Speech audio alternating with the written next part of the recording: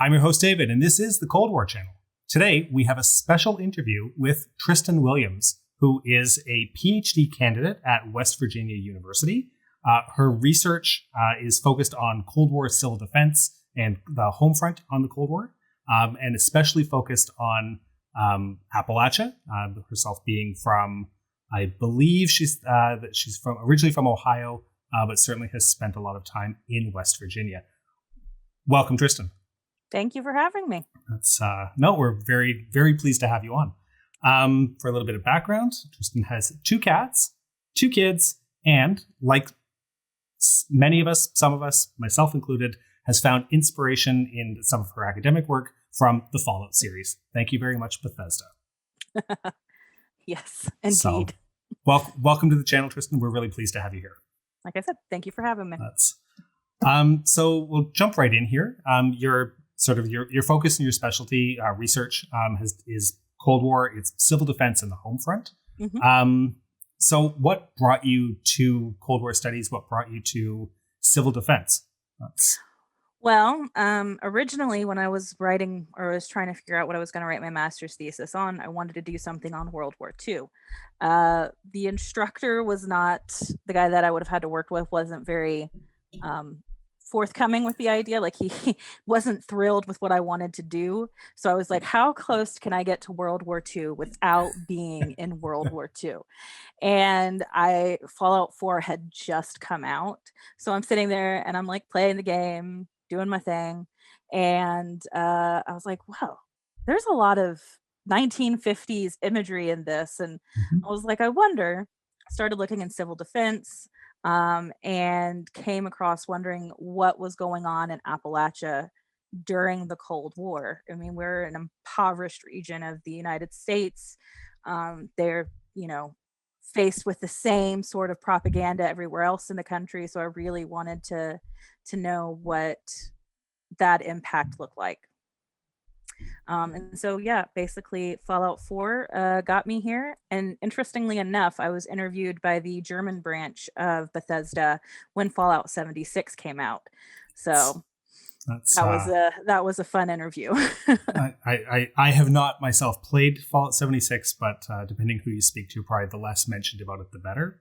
Or such is my understanding anyways. So. Yeah, as a West Virginian who has been to many of the locations in Fallout 76, the idea was absolutely wonderful. And I mean, honestly, when you're in game, for example, the Greenbrier looks just like the Greenbrier in person. The idea was great, but they just released the game, in my opinion, far too quickly to do the region justice. Okay, so I mean, obviously we probably want to talk more about civil defense and less about Fallout, as much as I love talking about Fallout. But speaking of civil defense, tell us, like, what is civil defense? Like, what's its purpose? Who does it include? What was the purpose of it? Well, at its most basic, it's civilian defense. It's civilians defending their home in the event of an attack. It's a lot broader than that, though, and is definitely branched out from that to today being FEMA, the Federal Emergency Management, here in the U.S. So at its most basic, I mean, it originally at least starts out, I mean, you can go back to World War I, where you have voluntary services that kind of, in the event will black out, air raids. World War II is where you have the official office of civilian defense. So you have LaGuardia and Eleanor Roosevelt, who head up the Civilian Defense Agency, who are arguing, what is it supposed to look like? You have LaGuardia on one hand, like, we should militarize the home front.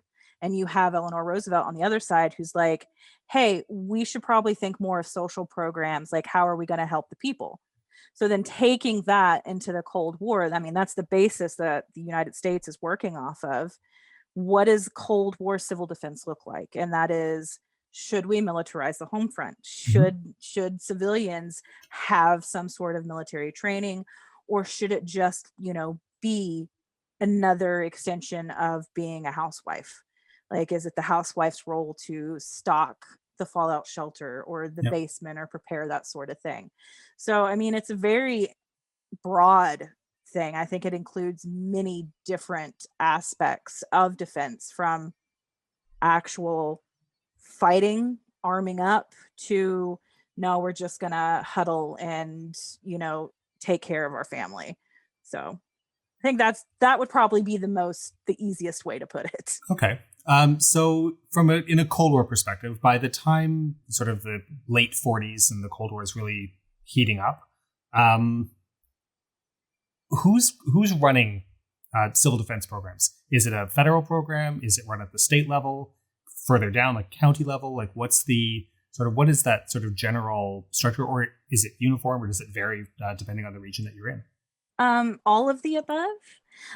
You Yeah. have the Yeah. Federal Civil Defense Agency. I mean, you actually have many different iterations of the Civil Defense Agency: the Office of Civilian Defense Mobilization, the Office of Civilian Defense, Federal Civil Defense Agency. Like, it goes through several different names, Yeah. but at the basic, like, it's the Civil Defense Agency at the top who disseminates the information to the state level. The state level then disseminates information further down to the local level, so the municipal level. And what you have is really just at the federal level discussion on what plans are going to look like for continuity of government. They're behind Okay. some of the propaganda. And when I say propaganda, I mean the civil defense films. Like, there's funding at the federal level for these films: Birth the Turtle, Defense Under Atomic, Survival Under Atomic Attack, Yep. all of those. Some of them have, a little bit of a federal oversight, but that's only in the sense of funding. It's not like the government saying, hey, this is what you have to say. And the state level too, you have state organizations and even local organizations making their own films, their own news broadcasts, really Okay. kind of taking it. It's voluntary. There are paid workers at the state level, but when you get to the municipal level, it's a lot more volunteer work. So they're volunteering for local civil defense groups, but you're taking the lead from from a county director who's employed by the state, and the state who gets its information from the government, the federal government. So hope that Okay. answers. No, absolutely. That's a really, seems to almost be I don't want to say a typical government style answer, but it's, there's the guys at the top, but it filters all the way down. So with so much of the action, direction coming from the top, but a lot of the action seems to be happening more along at the state level then. So Yeah. in Appalachia, which is the area that you yourself focus on, it's, as you yourself referenced, it's probably one of the more impoverished areas of the U.S. How does that, if the action is usually where the money is involved, words at the top, I'm a manager myself at work, words at the top are free. The action stuff is where the actual money comes into play. So how does that sort of factor in West Virginia, in the Tennessee Valley, like areas like that? Well, so first off, I don't know how many people are familiar. Appalachia includes like 13 different states. It goes all the way up from Okay. New York down to Alabama. I focus primarily Central Appalachia, and West Virginia is unique in that it's the only state that's entirely in Appalachia.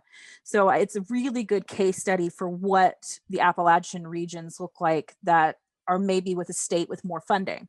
So, for Okay. example, Ohio had a really good civil defense program. They have Wright-Patterson Air Force Base right outside of, Cincinnati.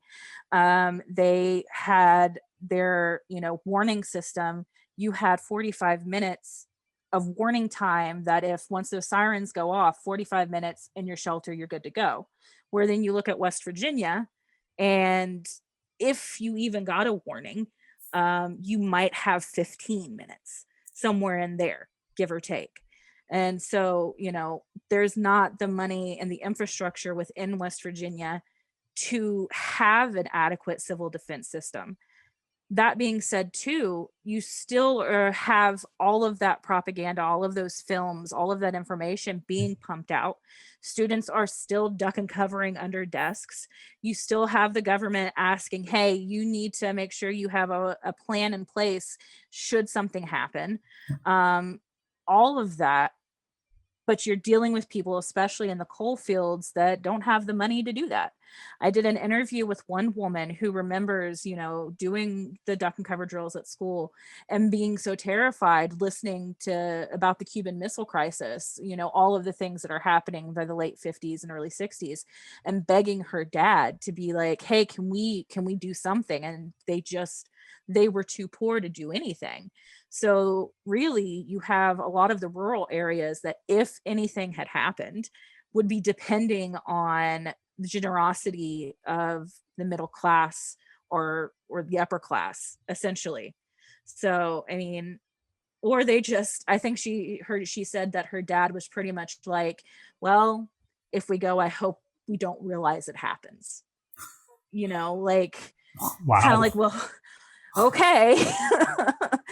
But I mean, that's the reality is. And I think one of the hardest things that I have come in contact with in doing my work and talking about it is people being convinced that the threat was real. And it's really hard. It's been really hard. It's gotten a little bit easier the more I do this, to be like, no, that threat is very much real. We know now in hindsight, yes, bombs never fell. 60 plus years ago, they didn't know that. They didn't know that an atomic attack was not imminent. Yeah. It was assumed it was going to come. Yeah. I mean, they all thought that. I did, not to jump ahead too far, but I did do a tour at the Greenbrier, and the very ahistorical interpretation of the Cold War, very frustrating, was, yeah, they just did whatever. They knew the bombs are never going to fall. So it's like, well, you can't tell me that the bombs are never going to fall when the government spent $15 million in 1956 on a fallout shelter in this, 5-star resort. Yeah. Yeah. So speaking of shelters is the perfect segue. So thank you. Truman, like in his administration, really saw shelters as being the best sort of line of defense and best case for survival. But in a lot of cases, there was no mass shelter building programs or anything that were really put in place. Let's talk to me about that. Like, why was that? That the top is putting forward that line that shelters are great, but they're not backing it up. I mean, there's a lot of different ways to go about that. I mean, first and foremost, it's cost prohibitive. It's not affordable to do so, especially in the beginning, where it wasn't necessarily thought of as fallout shelters, but bomb shelters. So the thought was actually making shelters to survive maybe a direct hit or a close hit. I mean, and that would have cost billions of dollars in the 1950s. So then it's like, okay, well, that itself is cost prohibitive. So let's start doing local shelters. And instead of the government going out and building the shelters, they leave it up to the states, who then in turn, again, leave it up to the local municipal civil defense organizations to decide if they're going to build community shelters. There were a couple that I have come across in my own research that were community shelters. And by that, I mean, there may have been like one or two that were specifically built for the community as a whole. Whereas what I have seen end up happening is basements and stuff being converted into fallout shelters. You have it on universities, basements in various buildings being converted, basements of hospitals, basements of schools. And so what ended up happening in West Virginia is they did this, what's called a fallout survey.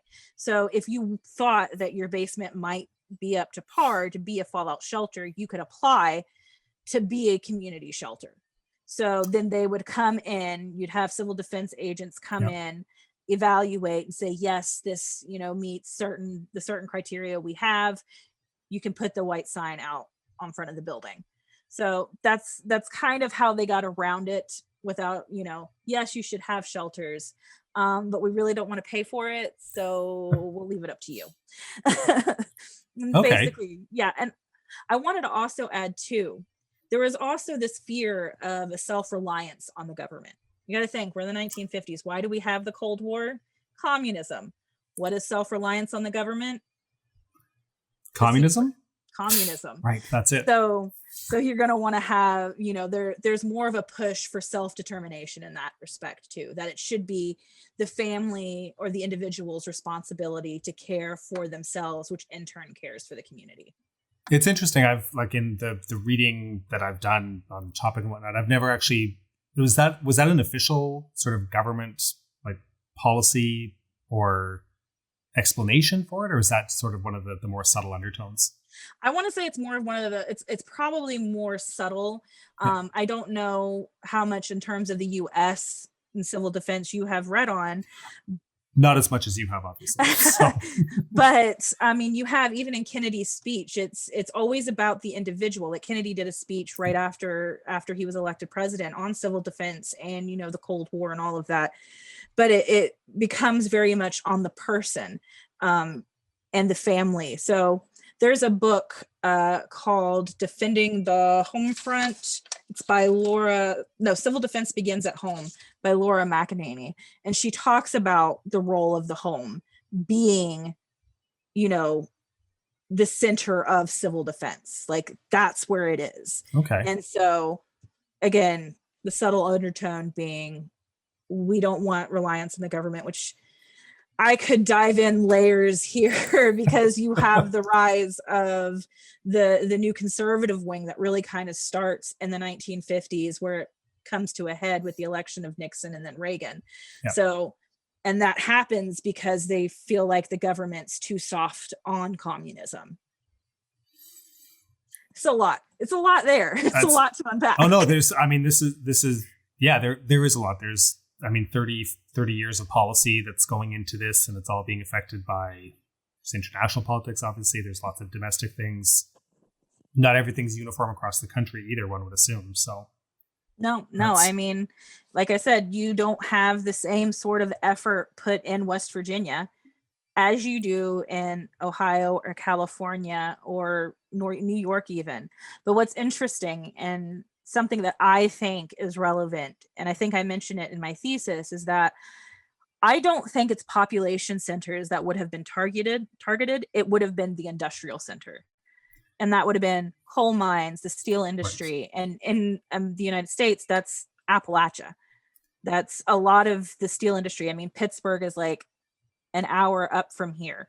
And they had a massive civil defense program for them. But when we bombed Hiroshima and Nagasaki, it was the industrial centers. It wasn't the population center. Right. It was the industry. Because where do you so in reality, it seemed more likely, I feel like, that if anybody was going to be bombed, if any region was going to be bombed, it would have been the industrial centers. And so that's not where they focus heavily on the civil defense. Interesting. It feels like a real disconnect then between the lack of funding into one of the, coal in the 50s would have been, that's a key strategic commodity. Mm-hmm. That there feels like a real disconnect there almost between. Yeah, I think West Virginia in the 1950s was producing 16% of the United States energy.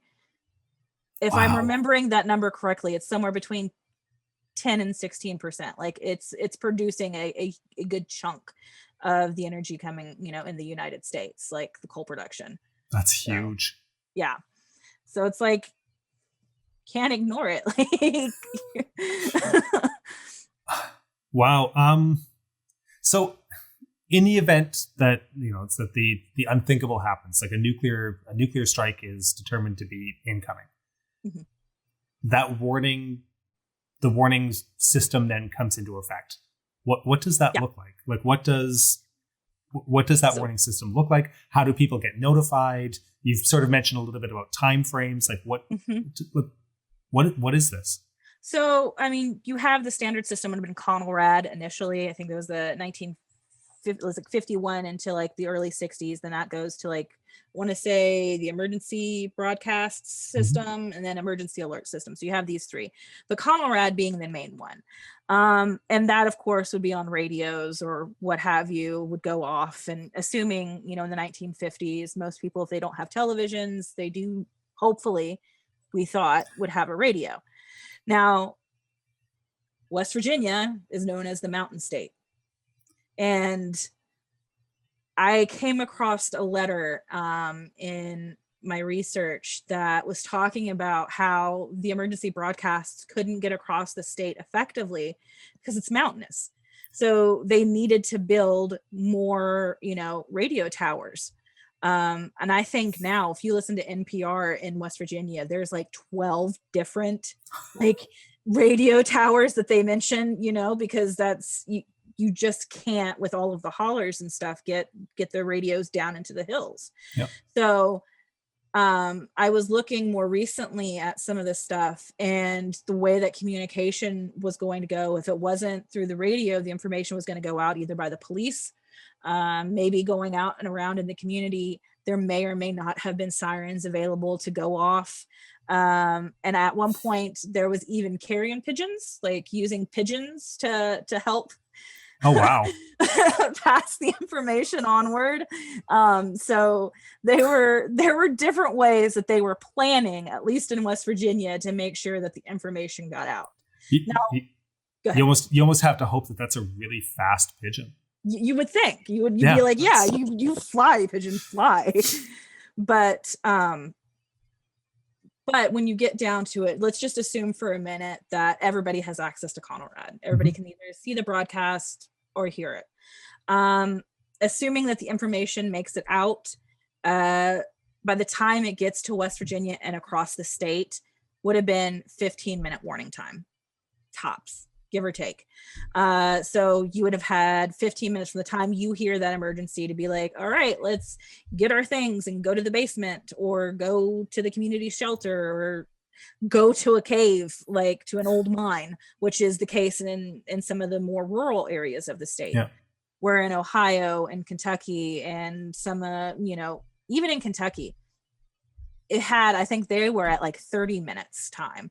45 minutes from warning in like Ohio. I can't remember Pittsburgh, but there was this program that the governors would all go to, the civil defense, the governors would meet up and they talk about the civil defense going on in their states. And so they had a ranking system of which states needed the most work or which states were doing really well. Not surprisingly, West Virginia needed to do a little bit more work in making sure that the state was ready to go in the event of an attack. Interesting. That's have you, in any of your research, do you have a feel for what percentage of the population had access to a shelter versus more makeshift type facilities? I mean, I feel very confident in saying that some of the more urban areas, and that's still a very loose term when you're talking about West Virginia, but places like Huntington, Charleston, which is the capital, Wheeling, West Virginia, might have been the most lucky in terms of being able to have access to community shelters. I mean, but there were plans for every county in the state. So in theory, everyone should have had access. But the reality is, if the information got out or not, or if they even knew where to go, if they were able to read or got the information to begin with, I would say that mainly if something were to have happened, it would have just been the urban centers that would have had a decent population of survival. And how, like in terms of like sort of that knowing where they should go, how was that sort of disseminated through the community in general? Like obviously not at the time of an attack, like before that, like what type of programs were in place to make sure that people knew what to do in terms of what that civil defense program looked like? Well, kids honestly are a big part of it. So like PTA meetings, making sure that the kids could go home and tell their parents what they needed to do. I mean, come on. I mean, I don't know if there's anywhere else in the world that's like that, but I think too, like, for example, still in West Virginia, my kids go to West Virginia schools, and there's a very interesting relationship with the coal company. And so it's the kids that come home and say, well, coal is great. Well, the kids are coming home and it's like, Mom, Dad, we learned today that we should have this, this, and this in our basement. Do we have a basement? If we don't, we should get one. So, a lot of that's is aimed at the kids. But you do have middle-class women who are holding meetings, like, in the women's clubs or Rotary or whatever the case may be, that are like, we're having, the county civil defense director come in and talk to us, or the state civil defense director come in and talk to us. We're having this year's Homemaker Society meeting conference is going to be on civil defense. So, it's really a middle class project that, they're really the only ones that it's up to them to kind of get the information out.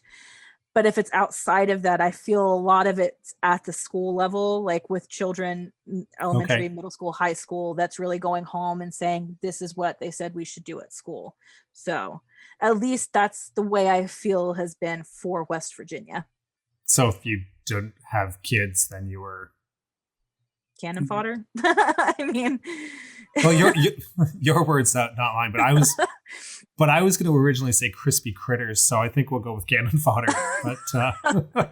But yeah, no, I mean, there are programs that I haven't seen go too far into the 1950s, but from like World War II, for example, you have the Extension Service. And this is an organization that goes into rural areas and really kind of, during World War II, helped impoverished communities for the war effort. So help them make victory gardens, help them, do salvage drives, all the things that are for the war effort.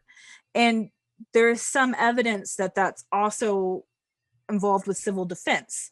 Now, there's not a whole lot that shows that connection bleeding through into the Cold War, but there is talk on what to do in the event of emergency, not an atomic emergency, but an emergency in general, which I feel in West Virginia is far more likely, and probably what people listen to more when it comes to natural disasters, flooding, mine disasters, and, the like.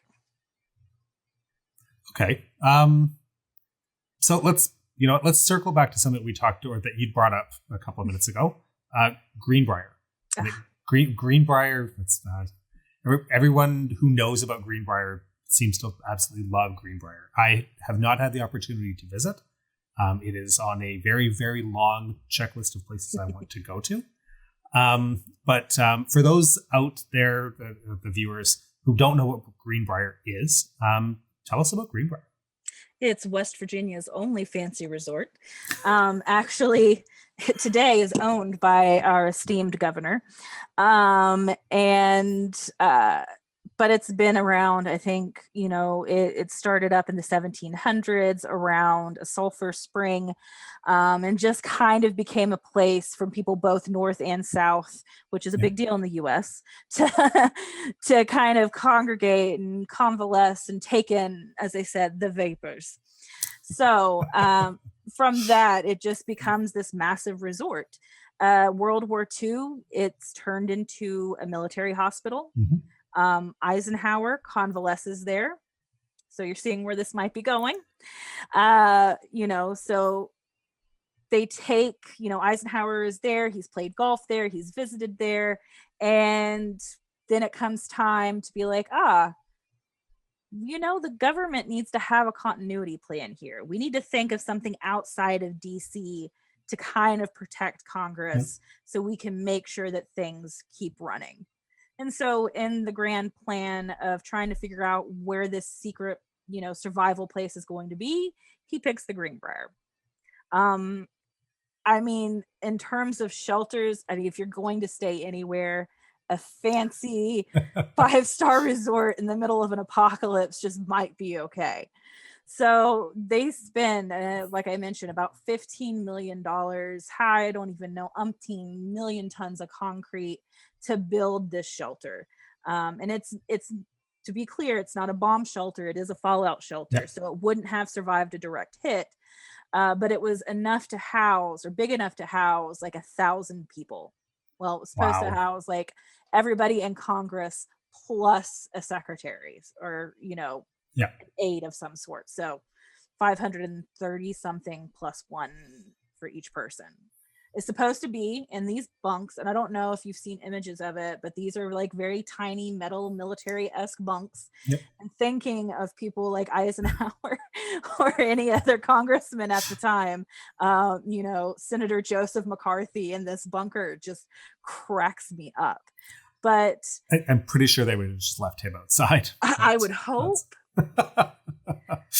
But so you have, it is this really neat place. I've been there twice. I've seen it looking at the giant doors, and you can't take pictures in there today, which is very it's very upsetting. But it's because they're leasing the space now to CSX for server space.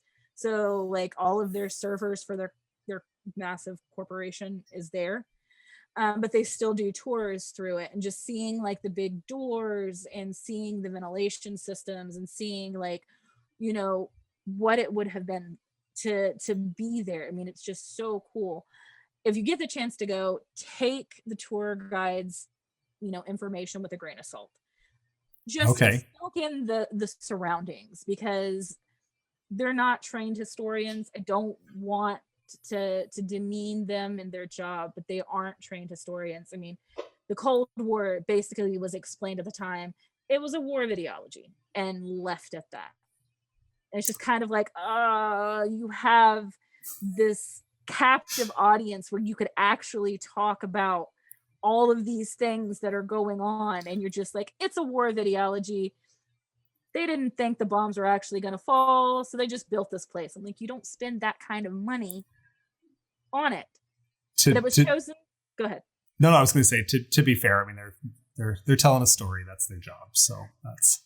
Yeah, I mean, I didn't say anything. I didn't. That's why you're here to debunk that and explain further. So that's. But it was also chosen because of its proximity. It's 250 miles exactly. Well, 249 miles from DC.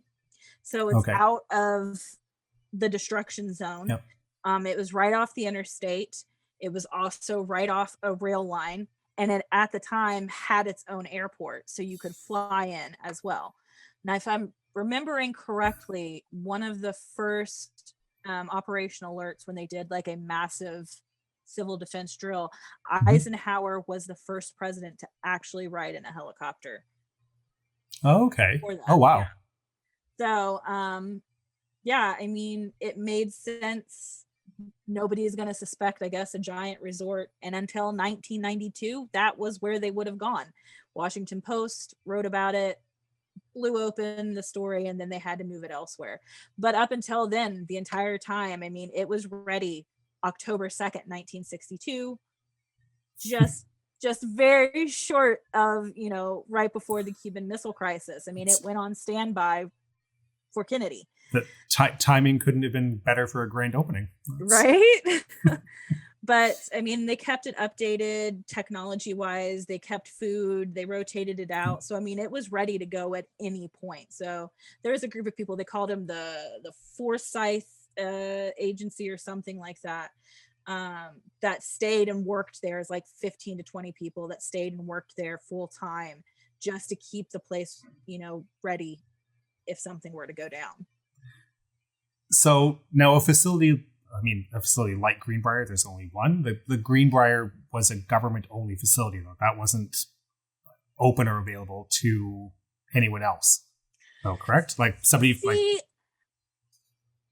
I have asked this question of their historian, and I'm still waiting on an answer. And here's the thing. The Greenbrier itself, at least the shelter that was built, was indeed for Congress, for the sole purpose of the continuity of government. However, when you look at the county civil defense plans for Greenbrier County, one of the places listed to go is the Greenbrier. But he can't explain why that is to me. Interesting. What's is there a date on that document? Was it? It was about the mid 60s. So it would have been about 64, 65. So the bunker was there, but the bunker wasn't meant for the community. So. Interesting. Yeah. That's, well, hopefully you get a response Hopefully, we'll see. I'm just- still waiting. I emailed him a week ago. just keep bombarding them and, you know, pester them. It occasionally works. Yeah, and so it's if you ever get the chance to go, it's well worth the visit. And we would like to take more trips, but we're the borders closed, I'm afraid. So, COVID. That's for anybody who's watching this in the future. Yes, this is sort of height of pandemic, I'm afraid. So so coming back to sort of this like rough questions that I really wanted to sort of talk to you with, Tristan. Civil defense in principle is about saving lives, but developed plans, as I understand it, very much are focused on, and you've said this yourself, very much focused around sort of the white middle class. Yep. What about working class? What about, you know, POCs and other minorities? Like how do they fit into civil defense planning? Or, I mean, do they fit into civil defense planning? I haven't found much that says they fit in civil defense planning. In my thesis, I talk about a particular incident where they were doing one of the Operation Alert drills, and West Virginia was also the place where I want to say it was like court justices or something or other, and came to either Martinsburg and Shepherdstown to evacuate to. Well, they try to go in and he has a black chauffeur. They won't let him in because he's black. And it's segregated. West Virginia is Jim Crow, is still, a segregated state. So definitely not included, at least not included in terms of, drills, like just maybe it's because they know it's not real. I don't know if the event that it were actually to happen, if they would have made an allowance for it. But you have in Georgia as well, this discussion of whether or not to build separate fallout shelters, white and black fallout shelters. If any place I feel would actually take it, even in a time of disaster, probably still wouldn't have people of color in white fallout shelters. So I did an interview with one of the civil defense directors as well. And it was him who kind of mentioned, he's like, we never really thought about it. We just assumed that the black community had their own shelters. And I have, as of right now, have not found anything to suggest that whatsoever. So as of right now, they're not in the plans. They do not exist in the plans. And that's kind of insane when you have, especially the black population in West Virginia at this time, and some of the is massive in the poorer counties. So like McDowell County, which is one of the poorest counties, is if not the poorest county in West Virginia. It's also one of the biggest mining counties, has the biggest black population with the weakest civil defense plan. So it's not great. so much for continuity of industry anyways. Well, it just, there are so many, it's like flames at the side of my face. There is another work that I have read where he talking about, beltways around massive cities. So there's a beltway around Columbus, beltway around Cincinnati. A lot of major cities have beltways around them, used for evacuation purposes in the event of an emergency or atomic attack. So that push for suburbanization that's happening in the 50s and 60s, where you have a lot of white people migrating out of the cities to the suburbs, it's also a civil defense measure. Because if you can get people out of these city centers, then you're also lessening the death tolls. But who can't get out of those city centers? Minorities. Right. Wow. Yeah. But again, that's sort of to echo on a question that I'd asked earlier. That's more of an implicit policy as opposed to an explicit one. Yeah. Like, they're not going to go out on paper and say, only white people in the suburb. Well, actually, no, they did. I can't say that they didn't, because they did. Like the home loan, specifically redlining, Yeah. all of that prevented Blacks from buying houses in the suburbs for many years. I don't think they even could until the late 60s and early 70s. So, the effort there, I mean, it may not be the president saying this, but it's definitely done at the local levels, trying to prevent certain people from being saved. Now, is this something, as the short civil rights movement sort of advances through the 60s, is this something that changes with any form of civil defense, or is this just sort of I don't want to say a forgotten demographic, but is this a forgotten demographic in the entire scope of civil defense?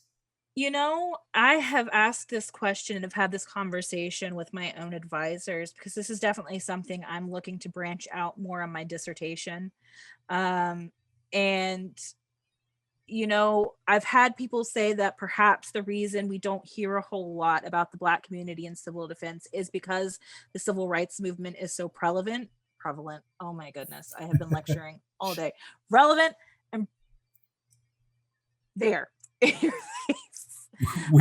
We can edit this part out if we need. So anyways, that the reason why might be because the civil rights movement's just at the forefront of their mind. Mm-hmm. It's not a major concern for them because they are so worried about the civil rights movement. Yeah. However, I have also seen writings suggesting, the NAACP saying civil defense is another racist measure that, aims, looks to exclude the Black community, so only the white people are the ones on top. I mean, It's complicated. I can't say that I for certain have all the answers, and I don't even know if the answers are even out there. But I know that I'm trying to tunnel through it to get to it. And so hopefully in the next few months, maybe I'll have that. But it's definitely something that I would love to see more scholarship on, because there's just no real discussion about it whatsoever. Interesting. That's certainly, I mean, it's ongoing topic, certainly to this day. And I mean, if you do find more information, please come back and let us know. We would love that. We would love that follow up. I was going to add too, because, and this kind of tails on what we were just talking about, because civil defense eventually turns into FEMA in the United States. Mm-hmm. I think it's telling when we look at even the most recent cases of emergency management. Think of the hurricanes in Puerto Rico, think of Katrina in 2005, think of the places that get the aid fastest when those times of crisis hit. And I say, if you push that back further and you follow that line of thinking back to the 60s and 50s, there's a reason that precedent's kind of been set. I don't have the evidence to 110% support it, but that's my historian gut instinct. Chase that instinct. So that's what I'm trying. Excellent. Sort of in your master's thesis, you talk about the role that women play in civil defense. And a lot of it is very much centered around sort of that 50s suburban housewife type of role. Talk to us about that. Like, I'm curious, is that a really pervasive thing through the entire period? Does that change? Working class women, is that different there? Like what does that role of women look like? The role of women in any topic throughout the 50s and 60s is incredibly complex. You do have, right at the end of World War II, that push to get women out of the workforce and back into the home. And so they're trying to establish this idea that American women are this is the ideal. The American home is the ideal. Thinking about that in contrast to, say, Soviet Russia, where women are working, Yeah. they don't have, it doesn't look like what we see in the 1950s home. So you have like this very complex idea of what the role of women is supposed to be anyways. And so I feel like when it comes to civil defense, it's another aspect of being a homemaker, that it's the mother's responsibility to ensure that her home is safe for her family. um and I mean, and that goes, hand in hand with the sort of advertisements I've seen in newspapers. For example, you could get an FHA home loan for a fallout shelter in your home. You just had to bring in the blueprints and be like, this is what I want to do. They'd be like, all right, here's the loan to do it. So there's this element of capitalism to it as well. Yep. That, this is a way to make a profit.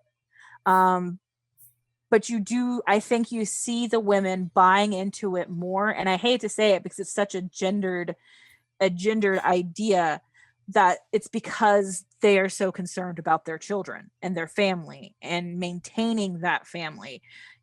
I mean, as a parent myself, like, speaking from that perspective, I mean, yeah, I mean, I live in an apartment, but you know what I would be doing? I would, if I thought that the threat of atomic attack was always, ever present, yeah, I'd stock up on water and whatever I needed to make sure that my family could survive, So, I mean, the role of women itself, it seems from what I've seen so far that they're the ones really making civil defense move at the municipal level.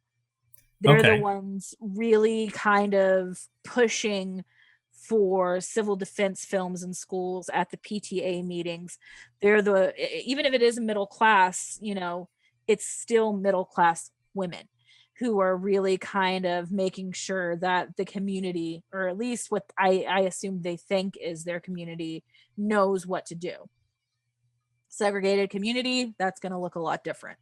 Right. So, but that's my take on it, and that's also another avenue that I would love to dive more deeply into. But just on what I've read alone, it just seems like such a white middle class lady endeavor. Interesting. So, I mean, there's gendered stereotypes that are being fulfilled. You can't go get a job, but it's channel your attention, everything into betterment of the home and the family. I mean, that doesn't sum up the 50s. I don't know what does, actually. Yeah, and I mean, and there are so many other things that complicate this as well. It's like, are they doing this because they feel it's their role as an American citizen, like their duty as an American mother? Is this an extension of Republican motherhood?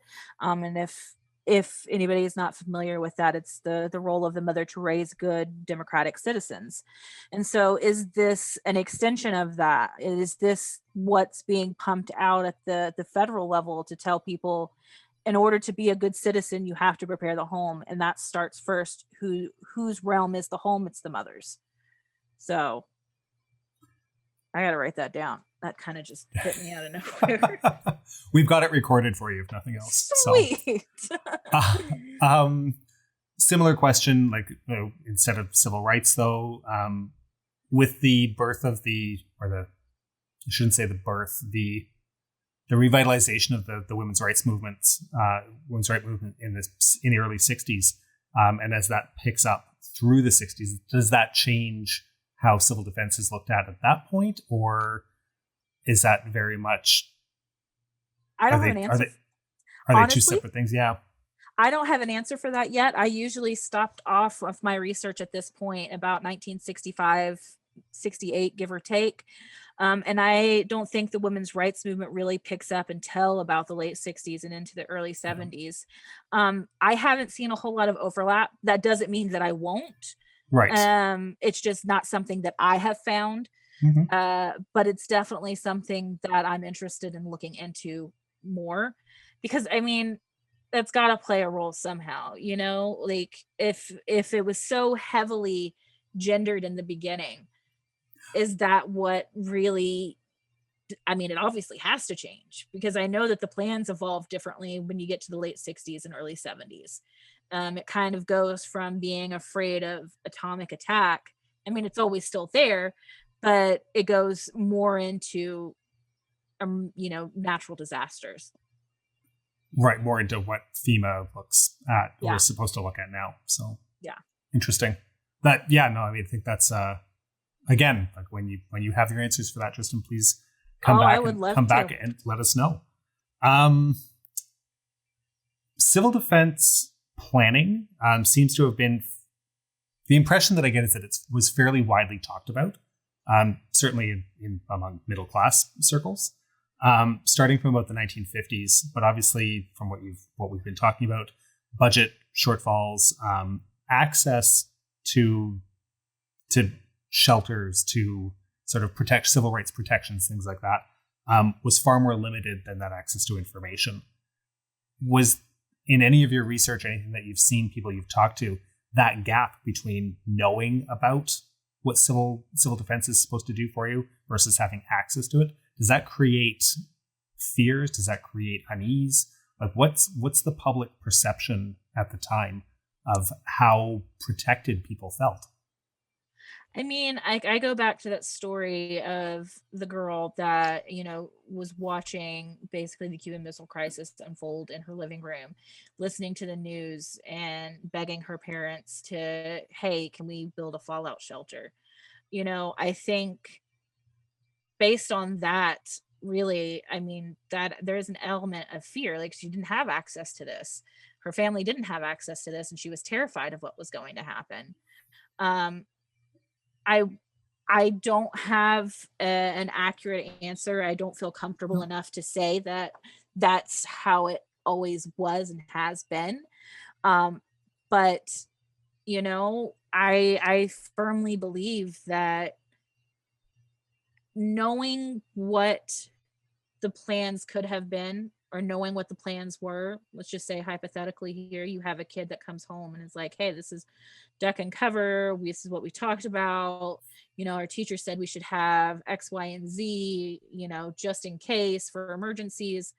And then, but this is a kid going home to a working class family where maybe their house has a dirt floor.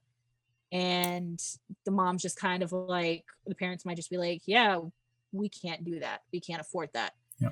And so that's what goes across my mind because that's what I think about. Those are the kind of people who are living in the coal fields. And so I also, you know, I hope to have answers for that one day. I'm definitely in the process of doing oral histories. Okay. Um, Yeah. so that's Awesome. something um, that if I can get more oral histories from the Appalachian region, I think would be one of the best ways to kind of investigate that further. Fascinating. No, that sounds amazing. Actually, that's I myself would probably need subtitles to be able to read some of those interviews, but that's that may just be myself. So, um, you know what, Trista, I've really enjoyed this conversation. This has been fantastic. For any of our viewers out there on the Cold War channel that are interested in sort of follow-up material, follow-up reading, is there a good set of sources in that like you might be able to recommend for people to get started in terms of reading this? Yeah, definitely. I mean, outside of my thesis, you know, just email me and I'll gladly send it along. Um, but Civil Defense Begins at Home is one of the books that I've mentioned. That's Yep. by Laura McEnaney. I think it's a great book if you're interested in just home life, domestic life, and what that looks like in terms of civil defense. Bomboozled is another really good one, talking about civil defense planning. Another is One Nation Underground by Kenneth Rose. All of these are really great. They speak Yep. specifically to civil defense. So I was trying to think of works that speak specifically to that and fallout shelters. And then there's another one that's just called Fallout Shelter by David Monteyne. And it's basically about the construction of fallout shelters and how those shelter plans themselves were inherently racist. So when you look at civil defense plans, even the little cartoons that they draw are white people. They're very characteristically white people. So again, those are some, my top 4 in terms of books that I would recommend on that. So excellent. And we'll link those in the show notes as well, just so that people have easy access to be able to explore the topic a little bit further.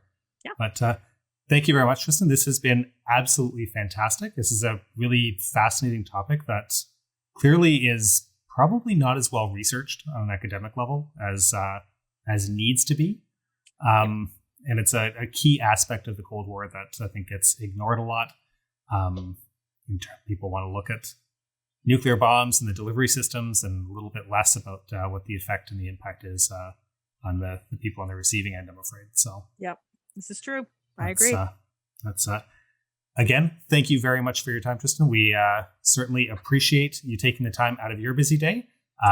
Best of luck with your continued studies, and finishing a PhD thesis is no easy task, but you are well on your way. Yep, I'm trying. Thanks so much, and have a great day. You too. Thanks. Take care. Bye.